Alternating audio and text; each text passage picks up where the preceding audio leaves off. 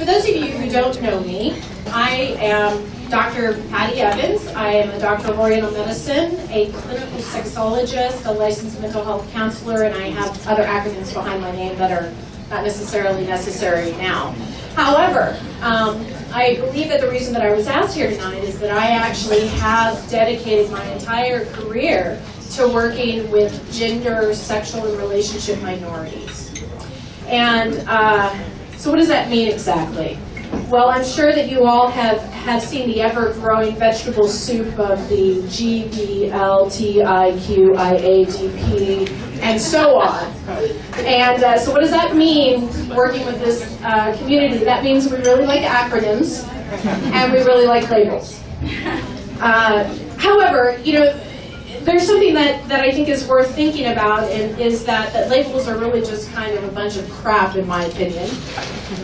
They're really important clinically for those of us who practice medicine and counseling and such. It's important for us to be able to see, you know, the category or group that people belong to. And it's also good for an identity. You know, the number one motivator of all human behavior is a sense of belonging to the group. And so people need that. They need that sense of connection. And so, hence, we have labels developed. But the part of it that's really important to know is that that label represents a group of people. And that group of people is all part of one human race, right? We all share 99.98% of the same DNA. We're all people. Every one of those people is somebody's child, their baby, their sibling, their partner, a parent. And no matter what vegetable soup letters they identify with, they're entitled to the same basic human rights as any of us. So you think, well, we're serving domestic violence, and we know that domestic violence happens in all communities, correct? I think we all know that. However, to be honest with you, we have not done a very good job serving this community, and part of that has been cultural for us. You know, when we've spoken about domestic violence, and I'm using that word purposely, domestic violence at this stage, we think about it in a heteronormative way, with the male being the perpetrator and the female being the victim. And when we first think about it, I really honestly, guys, when you think about domestic violence, how many of you, the first thing that comes to your mind is a woman beating on a man?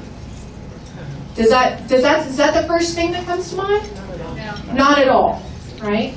And we've done a good job in this country starting to create laws and trends that are trying to recognize equality, but our culture has not caught up that far. So there's actually a very different experience for intimate partner violence. By the way, that term has been coined about 2012, and the reason for that was based upon a series of studies that was done from 2006 through 2012 in partnership between the United States, the United Kingdom, and Australia. There was a whole series of these studies that were done. And what we found was absolutely horrifying. And I'm gonna pose some questions to you to think about when you are starting to think about intimate partner violence and domestic violence, that I hope will make you sort of recognize some holes and gaps in our community that need help, both in our justice system as well as in our social constructs. So how many of you gentlemen in here would feel safe to openly admit that your partner beat the hell out of you to hospitalization? Any of you? I mean, seriously, how many of you would be okay being able to say to one of your buddies, hey, by the way? Not very many of you, correct? Now imagine that you're beaten to a pulp and sent into the hospital, okay? And the social worker comes to you because you acknowledged and admitted that this was domestic violence. And she refers you out to resources. And you call those resources and they say, no, we're not going to help you because of that piece of flesh that lies between your legs. I've had scores of men, scores of them, that have been turned down for help in this county alone because they happen to be a man. I have, now imagine also that nobody knows you're gay. Imagine if you have signed a morality clause, are in the military, have a security clearance or some other prestigious position, that if you found out about your sexual orientation being different, imagine what power that gives that abusive partner over you. Now even take that one step further. What if your family doesn't even know? In this, one of the studies that was done by the National Coalition of, I'll have to look it back up again, but one of the studies that was done in 2012, they said 85% of the phone calls that went in that were related to these orientation minority cases would have to actually come out of the closet at the same time that they were coming out that they were a survivor. And another 65% of them report that their partners are threatening to out them to the community if they were to leave. We know that in the similar study done, that more than 39% of men report being physically abused in their relationships and consider themselves survivors of domestic violence. Now, so with that being said, let's add a couple more things to think about from a social construct standpoint. What if you're HIV positive? 27% of those reported domestic violence calls reported that their abusive partner was withholding their HIV medication from them if they did not return home. This is their lives. Now imagine if you're HIV positive and you're also trying to hide that as well. And yet you call for help, and guess what? They're not going to be there. Let's add another mix. Can you imagine trying to acknowledge that a woman abused you? As a man, how many of you would be okay with acknowledging you are a survivor of domestic violence from a woman? So I think the numbers, if I remember correctly, were 11% of men acknowledge and report that they have been a survivor of domestic violence by women. Now, imagine being that same man and trying to go to a facility to get help and they turn you down, and especially if your partner is a woman. Now imagine showing up to court being a big burly guy and she being a petite thing. Can you imagine what that would look like? Yeah, imagine what happens with law enforcement. Now, how many of you think about lesbians when you think about domestic violence? Could you imagine two women hurting each other that way? Very large percentage, 28% of women report being abused by women. And believe it or not, it's primarily sexual abuse and forced rape. People go, how does a woman rape a woman? Well, let me tell you, I had a lovely young woman who had her ability to have children removed because her partner forcibly raped her, shoving instruments inside of her.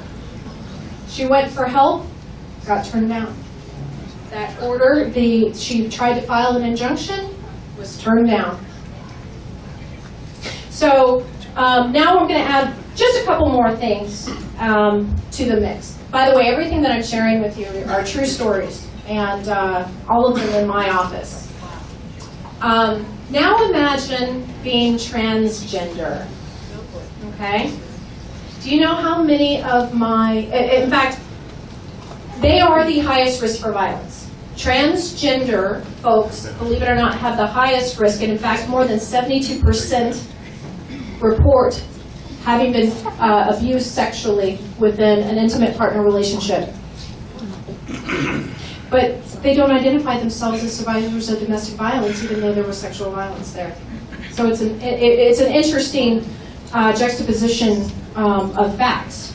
So imagine that you are doing the part, I don't know if any of you know about transgender care, but those of us that provide transgender care services, there's actually a protocol that you have to go through. You have to spend a year living as the other gender, there's hormone treatment, there's a whole series of things, so much therapy you have to get before you can even consider having the surgery. So imagine if what you're doing is we're initial phase A, and you're dressing each day. You haven't had your name changed, your license hasn't changed, whatnot, and you have a partner who beats you to hospitalization, and you're, again, told by the social worker at the hospital to go reach out for help to get into a shelter. Guess what? Do you think they got help? No. No. Guess why?